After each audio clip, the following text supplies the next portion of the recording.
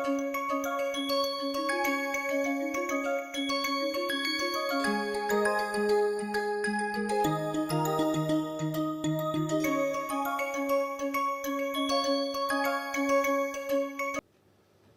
start this course with a very brief introduction to the area of civil aviation. Our course is titled Air Transportation, but we are going to mainly focus on civil air transportation, and therefore it is very important for us to get a very brief idea of the field of civil aviation, which I propose to do in the next few slides. The outline of this lecture is as follows. Civil aviation has a major contribution to the economy and to the well-being, economic well-being of a country. We will look at that. Then we will move on to understand who are the stakeholders in civil aviation. Stakeholders are those people or group of people who have specific and direct interest in a system, and also they are affected by the decisions, the policies and the mechanisms of that system. There are many stakeholders. We will look at 4 key stakeholders and understand the field of civil aviation from their perspective. And then we will look at the current civil aviation environment, which is a very dynamic field. It keeps changing. It is very much affected by the other developments, but still there are certain aspects which are common and which remain broadly the same. We will touch upon those items. In a separate lecture, I am going to cover how the civil aviation environment gets affected by events that take place globally. Let us start with understanding and appreciating the contribution of civil aviation to a country's economy. Civil aviation contributes hugely to the growth of an economy. This graph shows on the x-axis the years from 2006 to 2026, so over a 20-year period. It shows how the total economic benefits in trillion US dollars are accrued from 2006 onwards. We notice that the total contribution of the civil aviation to the economy is approximately going to be $4 trillion by next year 2026, and it was already nearly $1.5 trillion in the year 2006. So, it is going to be more than double in these 20 years. There are 4 basic contributors. First is the direct contribution, that is aviation and air transport in the form of airlines, cargo transportation, etc. Then you have indirect effect, which is based on the various ancillary services, the airports and the other factors that come up in association or to enable the air transportation to take place. Then there are some induced effects because there is connectivity, because there is an airport, because flights are operating, many ancillary activities take place, that is called as the induced. And then provision of air transportation services encourages tourism, and that acts like a catalyst to the growth of the economy. So, all these 4 factors, you can notice that the direct contribution of civil aviation itself, the aviation or the air transportation sector itself, is going to be approximately $1 trillion from nearly $0.4 trillion in 2006, but the total value is going to increase from 1.5 to 3.9. The increase may not be linear as shown. This is only an approximation. It might actually be non-linear depending on how the situation emerges.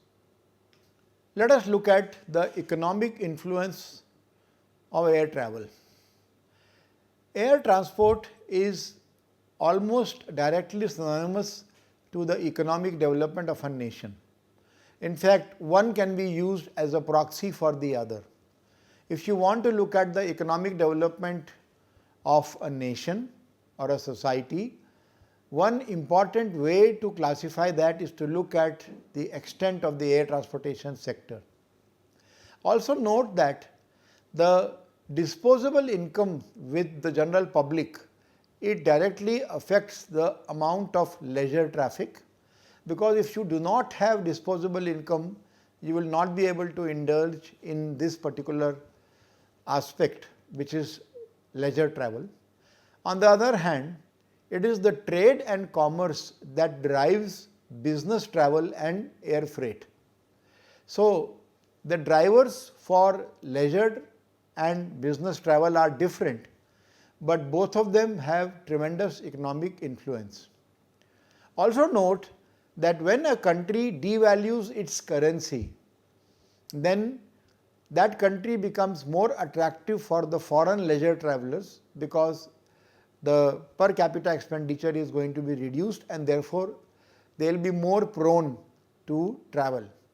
This does not mean that a country should devalue its currency to encourage tourism, but I am just saying that there is a side effect of devaluation of currency.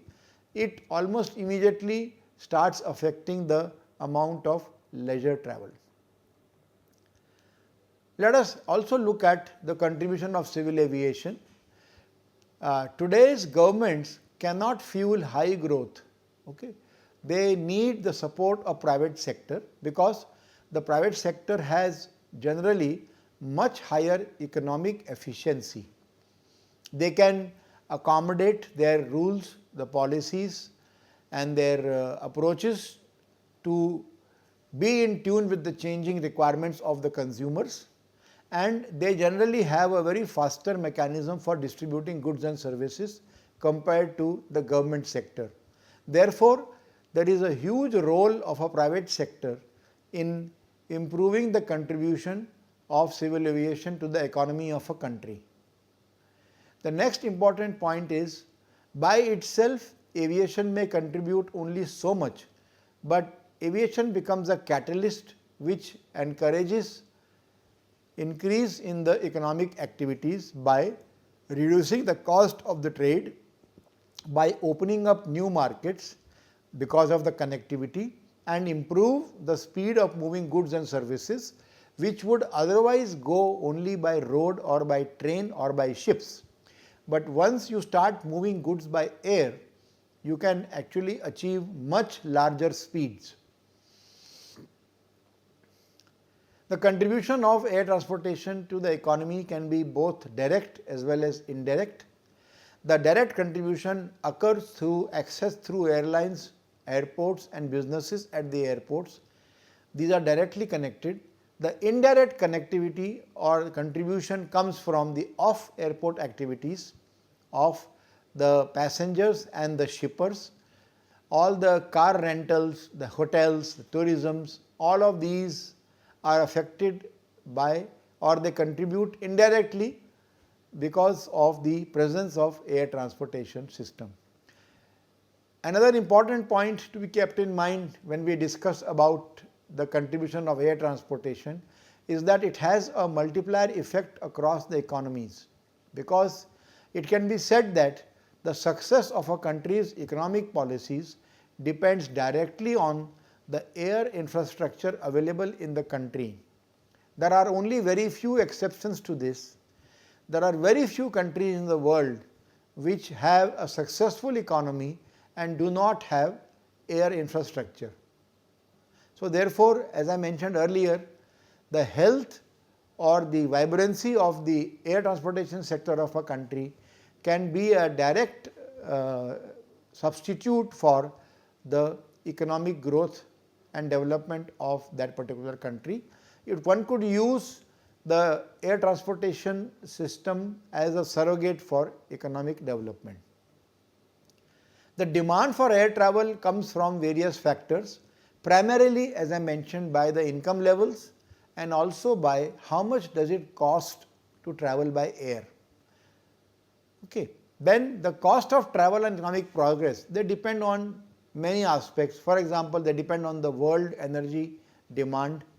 They also depend on the supply and prices of the fuel, because most aviation infrastructure runs on conventional gasoline based fuels or fossil fuels. There are attempts right now to encourage non-fossil fuels to be used through sustainable aviation. There is a great push for using the synthetic aviation fuels, or to blend the existing gasoline with synthetic aviation fuels, but it is not yet so progressive that you can have a consistent operation of an airline with only the sustainable or a non-fossil type of fuel. Attempts are being made to increase the percentage, but the numbers are still quite small. Also, as we will see in a separate lecture, airline industry is highly vulnerable to economic cycles and fluctuations in fuel prices. So, there are many shock events which have hurt the growth and the development of aviation, which we will see separately in a detailed lecture. Now, we come to the second part of our discussion, which is who are the stakeholders in civil aviation. So, there are many stakeholders as listed in this particular graph, all of whom have a direct connect with each other and also with the system.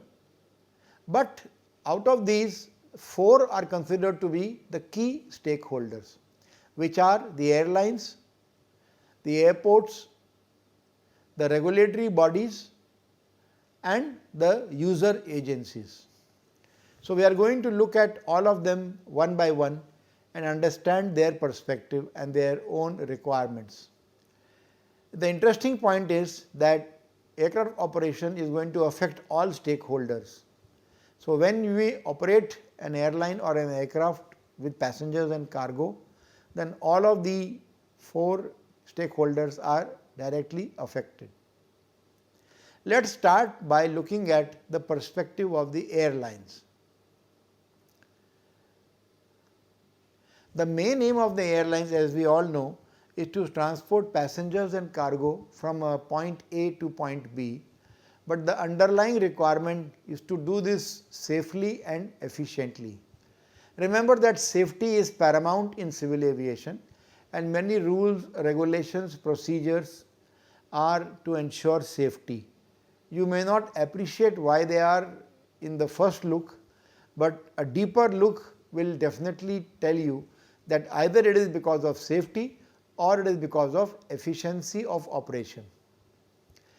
The next point to be kept in mind is that airlines need to make profits to stay in business. They are not charitable organizations, they are organizations with shareholders, and the managers of the airlines are responsible to the shareholder wealth and growth. So, therefore, they need to make profits to stay in business, and this is a very risky business. Many airlines start and continue to do profit for some time and then they also fail or discontinue. The key issues as far as an airline perspective is concerned is planning of the fleet and selection of the routes that will be followed.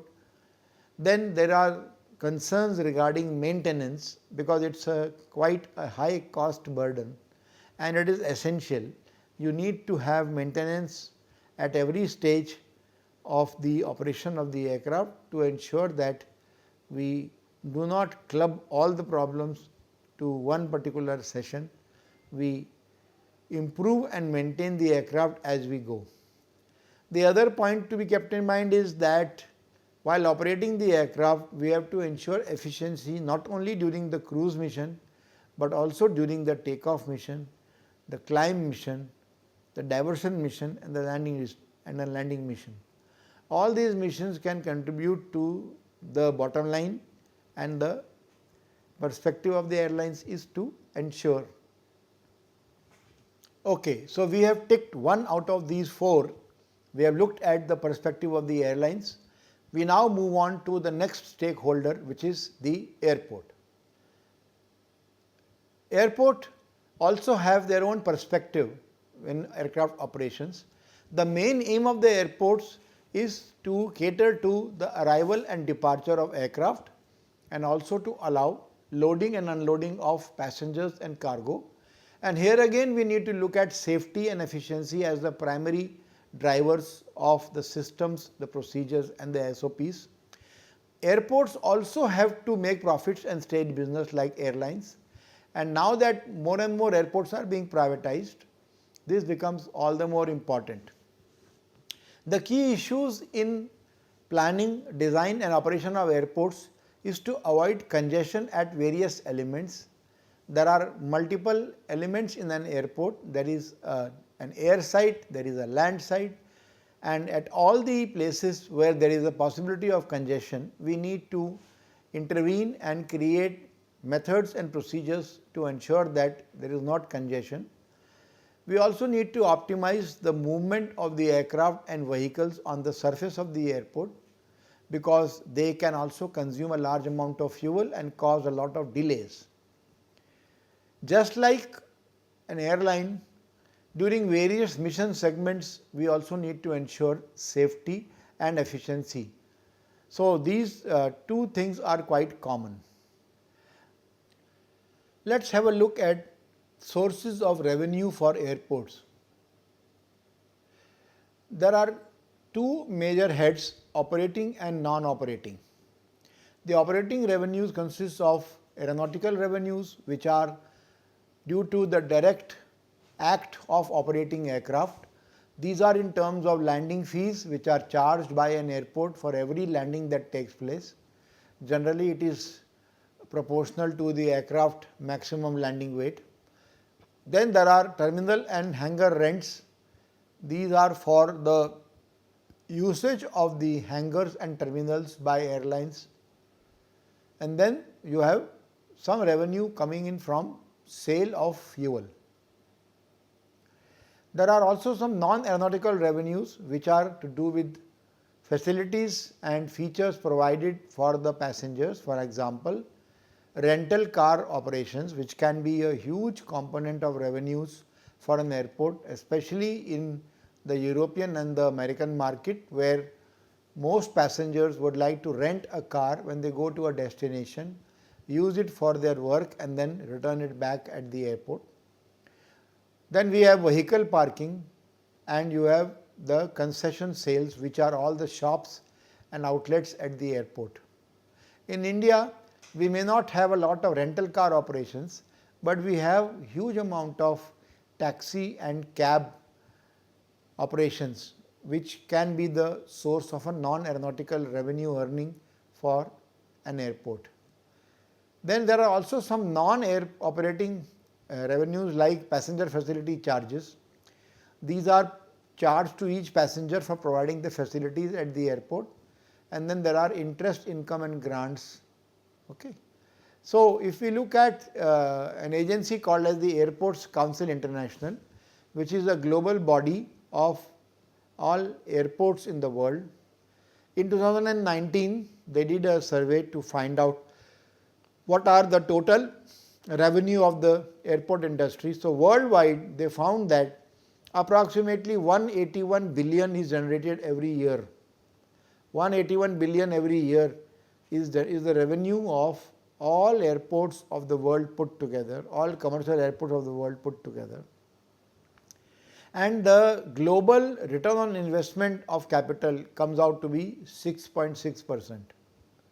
So, what it means is, on an average, if you invest 1 rupee in an airport development or construction or maintenance or upgradation, you should expect a profit of 6.6% as a return on the invested capital, 6.6 paisa on every rupee that you spend.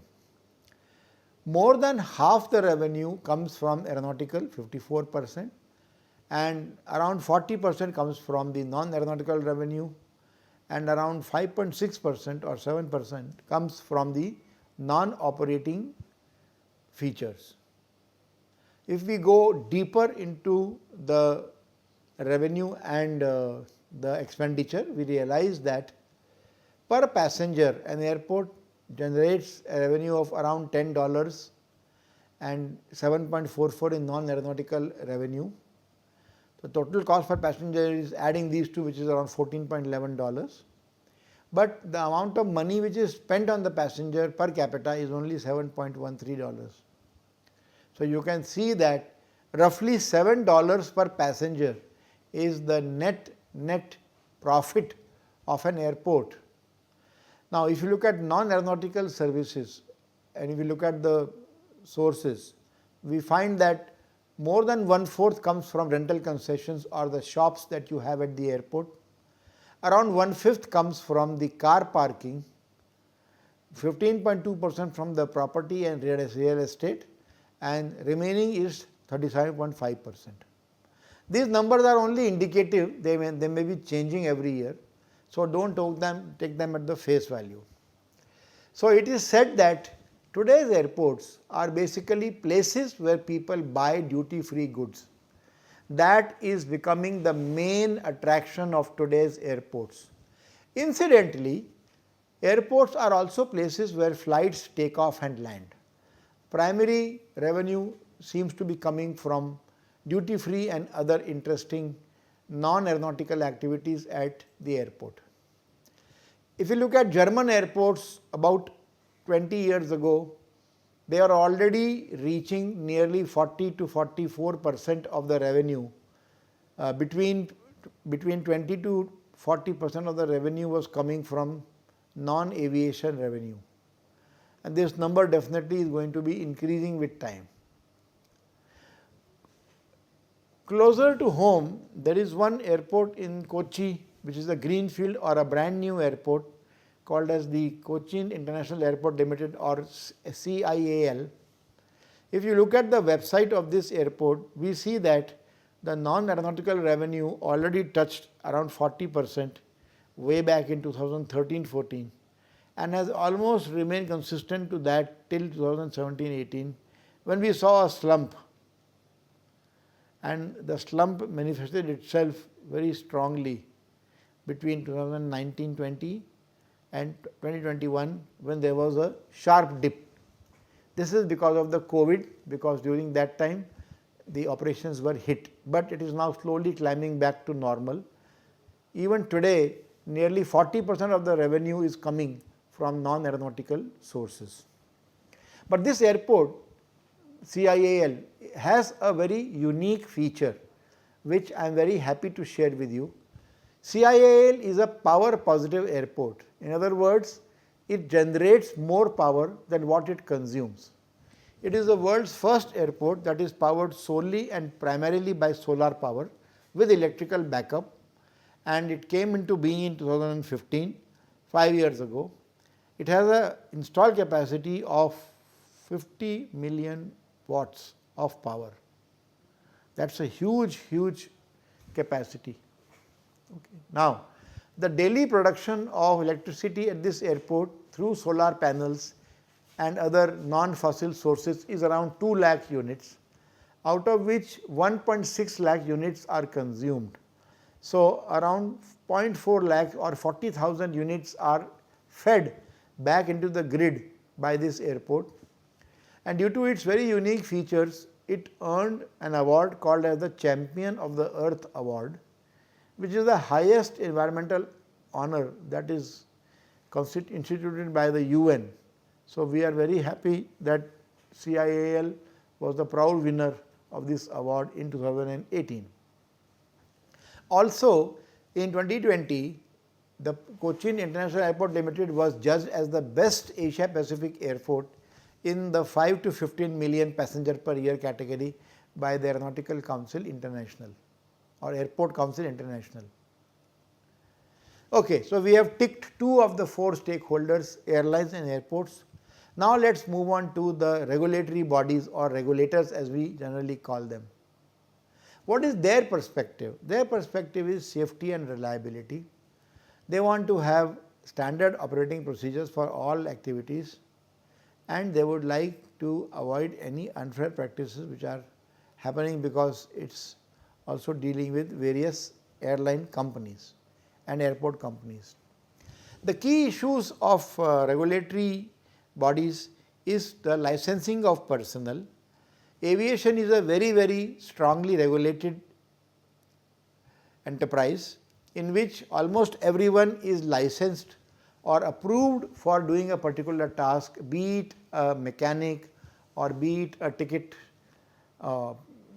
issue counter person. Okay. All of them are generally approved. Okay. Then the approval of maintenance and repair procedures also is to be taken in advance from the regulatory bodies. And finally, the air traffic management services have to be provided at various locations, at airports, at search and rescue, emergency and en route, because we do not know when the plane is going to misbehave. Okay. Having ticked the 3 boxes, we now look at the last and the 4th box, which is the user agencies, and you and me actually come in this particular box. Who are the users of the civil aviation infrastructure and facilities? It is you and me, the general public. But apart from us, there are people who depend on air transportation for their livelihood, the cargo transporters, the travel agents and the service providers. These are the ones whose future depends solely on your current present. The key issues for operations are that we have to ensure safety all the time, and the quality of service has also to be weighed in, because if you want very high safety, you might make the system very bulky and unnecessarily thick and heavy, and this will not be favorable for the key issues that are of concern to the user are safety of the equipment and of the items that are being transported, good quality of service and affordability, and the mechanism by which they enforce their perspective with the powers that be is through organizations and associations. So, having looked at the 4 major stakeholders, let us quickly go to the last aspect, which is a view or an appreciation of the current civil aviation environment. Today's civil aviation is completely deregulated and liberalized, although there is a strong licensing, but the business aspect of civil aviation is broadly liberalized and deregulated. There are many alliances which have been formed between various airlines to help each other and to address a bigger market than what one of them or individually they can handle. 3 major alliances of large airlines are in force: the One World, the Sky Team and the Star Alliance. There are also alliances of small airlines or budget airlines, and we will have a detailed session on budget airlines separately. So, Alliance Vanille, Fly Alliance, U-Fly Alliance and Value Alliance are another 3 alliances of airlines which are classified as low cost or budget airlines.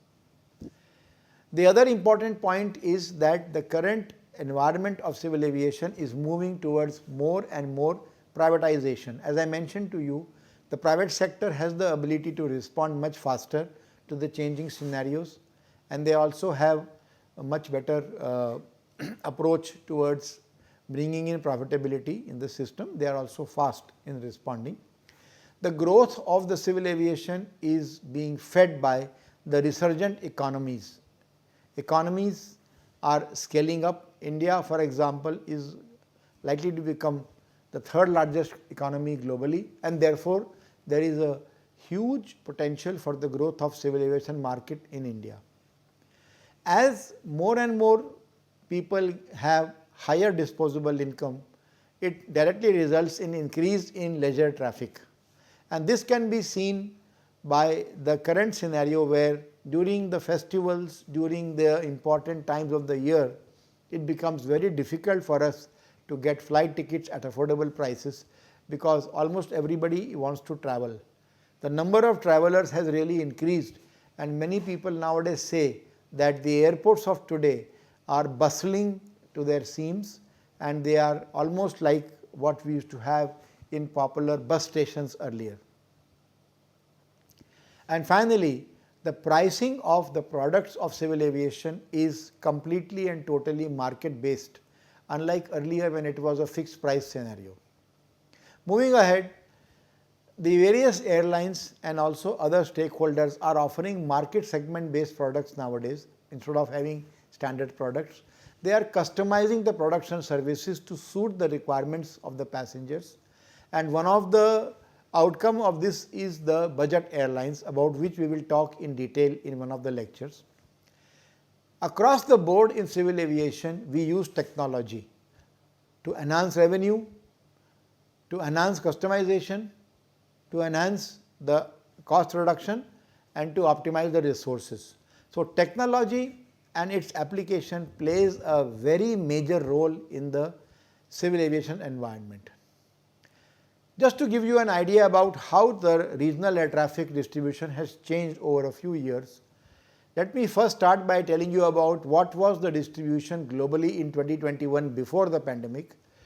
The North America and Canada, they had more than 1/3 the traffic, followed by South America only 7.6%, Europe around 1/5, around 1/5, less than 1/5, South Africa 3.4%, Gulf was catering to 10%, 10.5%, and rest of the world or the Asia Pacific was 23.3%, and out of this, if you look at just India, it was about 1.9%. So, less than 2% of the global traffic in 2021 was from and to and fro India.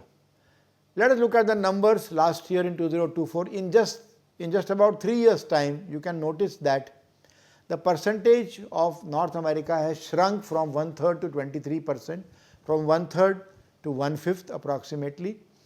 Africa, South America is a little bit less from earlier value. Europe is somewhat the same. South Africa has reduced further. Gulf has reduced slightly from 10.5 to 9.4%. Rest of the world, Asia Pacific 29.5%, but the India contribution has gone from 2% or less than 2% to around 4%. So, in about 3 years, it has doubled in percentage. So, that is why it is very important for us to study this subject of air transportation, because the growth in this field is very, very dramatic in our country. Let us look at how the markets are segmented by the various air transportation systems, especially with the airlines. There are two basic market segments. The business travelers, they are interested mostly in schedule friendly departure timings, and they are the other end is the leisure travelers, for whom the cost of the ticket is almost everything. Okay. So, for them the low fare structures are important. They also want convenience, they also want facilities, they also want options, but they are not willing to pay too much price for it. Business travelers, on the other hand, are willing to shell out money for various facilities. The product requirements for each of these two are quite different, and therefore, the product delivery has to be unique to each of them. By and large, both of them are going to travel from A to B, but while traveling from A to B, they both are going to have different experiences. Let us quickly look at the difference between business and leisure traffic. Business traffic consists mostly of frequent flyers who fly frequently on business or on company work. They are more concerned with the flight frequencies. They would like to have flights at times convenient to them. They would like to have more flights rather than having one big aircraft full of passengers. They normally book their tickets closer to departure dates, not months or days in advance or weeks in advance, probably a few days in advance. Okay. They do not really care too much about fares, because either the fare is paid by the company or they are not that sensitive because they have disposable income which is much higher, and attracted to products that caters to ease of check-in. Okay. These are what business travelers look at. Leisure traveler on the other hand, they seek low fares. For them almost everything depends upon the fare. But more and more leisure travelers are becoming interested in integrated package deals. They realize that the airlines have many other hidden costs rather than just the fare. So, they charge for baggage, they charge for food, they charge for seats, they charge for convenience. So, many of them are interested now in looking at integrated one. They prefer a midday departure because they know that early morning and late evening there will be congestion. They are not that time sensitive. If you can give them a low fare, they would prefer that more than convenience of the timings. And usually leisure travelers travel in groups because they want to leverage the group dynamics and the presence of more members to bring down the costs. So, each of them now looks at customized services and products. The bottom line today is that people buy experiences, not products, and in the airline industry there is no product, actually it is a service. Okay? You are travelling from A to B on a seat that does not belong to you, and therefore you would like to have a good experience during the flight. So, it is very important to correctly price all the ancillary choices which are available to the passengers, such as the options for checked baggage and the pre-assigned seats. Okay? Then there are major differences in generational travel preferences. The people who belong to the old generation, their approach and their requirements for travel is far different from the people of the current generation. Okay. And therefore, the pricing that is being offered by various airlines to the passengers are highly personalized. Three approaches are used to provide a personalized experience to the passenger. One is called as mixed bundling, the other is called as bidding, and third is a subscription model. Let us look at an example of mixed bundling. So, there are these 5 parameters like seat choice, snacks, seat charge, date change and baggage. I have taken the data from one particular airline for one particular route. I do not wish to name the airline because that is not important. Same things you can see for multiple airlines. Okay. So, in this particular airline, because the basic fare is so small, everything is chargeable and only thing allowed to carry is a hand baggage with a limit of approximately 7 kg. So, everything else is chargeable because the fare is low. There is a better fare for want of names. All airlines have different names for these schemes, for the bundling schemes. Now, here what they have done is the fare has gone up by 1000 rupees, but what do they give you? They give you complimentary snacks. They allow you to choose your seat, but only the normal seat, not the seats with large leg space or near the window or in the front. Okay, so, normal seats are chosen, you can choose anywhere.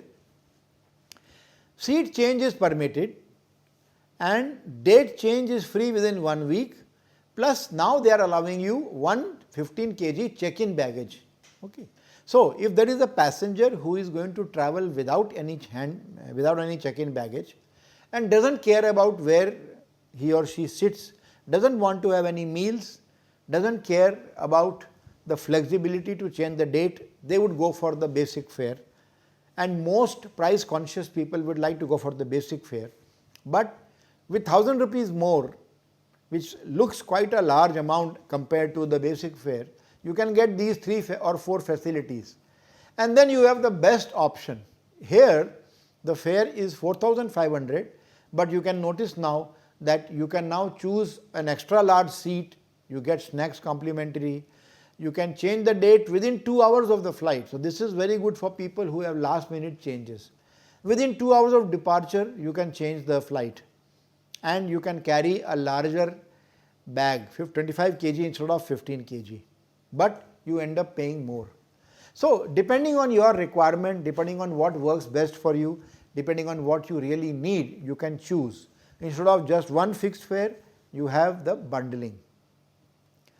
Then let us go to the example of bidding. In bidding, basically there is a economy class fare and there is a business class fare which is already specified, and then when the airline realizes that seats in the business class are not fully occupied and there is scope, they can approach the passengers with a request for bidding to upgrade from economy to business class. So, but they want to reserve the price. So, they will not give it to anybody. They will say that the minimum bid is rupees 4,000 and the maximum bid is rupees 6,000. Now, place your bid. Depending on how desperate you are, how keen you are, you will be able to convert from economy to business class. Notice that even if you are at the upper limit, you will actually pay less than what the business class passenger anyway pays. So, this is not aimed at passengers who will anyway go by business class. This is aimed as economy passengers. The aim here is to free some economy seats and occupy the business class seats by charging higher fare. Then there are subscription models. If you are planning to travel many times during the year and if you feel that you would like to have a facility for bulk purchase, then you can go for subscription. So, there is a basic subscription in which you are allowed to take 12 flights, one flight approximately in a month, but you need to pay upfront 2 lakh rupees as the subscription fees. And what do you get in return? 12 flights during normal times. If you are traveling during peak time, you may have to pay a surcharge of 10,000 rupees, but you cannot share this with friends and family. It has to be only you who will travel. Food and beverages are chargeable. So, this is for those people who want to normally fly under the basic fare, but they want to save money by pre-booking 12 flights in a year. Then you have a silver option which allows you to take 24 flights in a year. The peak time charge has been reduced to 5,000 rupees, but now you can actually have a group of 3 people who can use these 24 tickets. In this option they have made beverages complimentary, but the charges are now 8 lakhs. So, from 2 lakh rupees you are now paying 8 lakh rupees, but you are allowed to share these 24 flights with 3 people. And then you have the gold option where there are unlimited number of flights you can take, no peak time charges, you can fly whenever you want. You can also share with family and friends. You will get food and beverages complimentary and the cost for this is 15 lakh rupees. Now, this particular scheme can be a dangerous scheme because when you say unlimited flights and you can share with friends and family, then there are some people who can use it unscrupulously. And there is an example of an airline that offered this kind of a scheme and then they repented because there was a person who went traveling all over the world. He would have breakfast in London and lunch in New York and dinner in say Brazil and then come back to UK. So, these schemes are, they have always put a star mark and limit on this. So, you have to be careful when you offer these schemes, but such schemes are also available. Moving on, the operational requirements directly drive the market segment requirements and they are directly connected. The technology is improving year by year and therefore one has to be in sync with technology. We are observing a very large increase in the leisure traffic because of the growing disposable income and there is an increased competition from other modes of transport. Now, there are certain scenarios when people do not prefer to fly. They would prefer to take other modes of transportation, especially true when you have a short distance travel. Okay? Now, if there is a very tough competition from other modes such as a car or bus or train on price as well as time. Okay? So, one example is Mumbai to Pune sector where the railway train and the bus and the private taxi can also compete very strongly with the air transportation. Most people who fly from Mumbai to Pune or back from Pune to Mumbai, they are the ones who are connecting to other flights. There are very few people who will be traveling only from Pune as a starting point to Mumbai as a destination point. Okay? When you normally see these passengers, they would probably be connecting to other flights. When you have fast and convenient overnight trains, then other modes like train become very competitive. And if you travel, if you see that the net time saved by the air travel is not much, because remember, you need to travel to the airport and report at least 2 to 3 hours in advance. Then you need to wait at least for half an hour on an average to pick up your baggage. And then you have to travel from the airport to the destination. And similarly, while going, you have to go from your origin to the destination. Sometimes the total time that you will spend in this particular whole process may be comparable or even more than other modes. For an example, I have taken is to travel from Mumbai to Ahmedabad by Tejas Express. Okay. So, if you look at the train, it takes about 6.5 hours to travel from Ahmedabad to Mumbai and vice versa. It is there 6 days a week. Every individual gets an LCD screen. You get free Wi-Fi for all those 6.5 hours. And the fare, of course, the fare is dynamic, but at one particular instant when I captured this information, the executive class fare was rupees 2384, and there you are allowed 70 kg baggage, and the AC chair car was 1289 rupees, where you are allowed 49 kg of baggage. Okay. The route from Ahmedabad to Mumbai is via Nadiad, Vadodara, Bharuch, Surat, Borivali. So, there are only about 5 stops in between. It is not too much, right. If you now travel by Air India on the same route, the flight is 1.5 hours, okay, so you save 4 hours. Flights are daily, everybody gets an LCD, but there is no Wi-Fi. There is no Wi-Fi. The fare by executive class is 5898 rupees, and the baggage allowance 35 kg. The fare in economy class is 3088 rupees. The baggage allowance is 25 kg. Now, just compare the prices. If somebody is traveling by executive chair car and able to carry 70 kg, compare that with the fares here. So, you will find that sometimes it may be much more convenient, much more preferable for a person to travel by train, but there is only one problem, that train tickets normally get booked much more in advance compared to the flight tickets. So, therefore, if someone is planning the journey at a short notice, you might find Ahmedabad to Mumbai by train more comfortable, but you do not have the ticket, and if you go by Tatkal, there is no guarantee, plus the fares also are larger. So, these are some scenarios in which air travel may take a back seat compared to other modes of transportation.